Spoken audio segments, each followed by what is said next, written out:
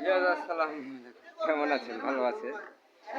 আসলে আমাদের এই যে সবাই কসাই হওয়ার একটা যে মনোভাব আমরা যেটা দেখতে পাচ্ছি যে মানুষ কসাই হবে এবং তারা কসাইকে হার মানাবে তাদের মধ্যে যে একটা মানে আক্রমণাত্মক মনোভাব যে একটা কি বলবো সন্ত্রাসী মনোভাব ট্রেনিং চলতেছে। আপনারা দেখেন কিভাবে গরু এই কাটার মাধ্যমে কিভাবে সবাই যেন কষাই হচ্ছে সেই কষাই হওয়ার মাধ্যমে এই যে আগামীতে কিভাবে সন্ত্রাসী কার্যক্রম করা যায় সেটার একটা ট্রেনিং হচ্ছে।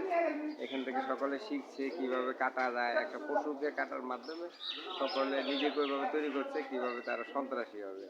পশুকে কাটছে, কাটার মাধ্যমে তারা মানে অ্যাগ্রেসিভ মনোভাব, মানে মানুষের প্রতি যে একটা আক্রমণাত্মক এবং মানুষকে কি বলবো, হ্যাঁ মানে উম,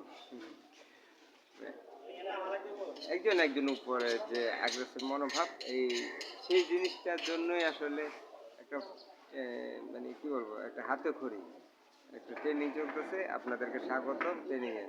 সবাই একসাথে ট্রেনিং নেন, আগামীতে কিভাবে সন্ত্রাসী কার্যক্রম করবেন সেটার উপরে কাজ করবেন। সবাই ধন্যবাদ আমাদের সাথে থাকার জন্য। আসসালামু আলাইকুম।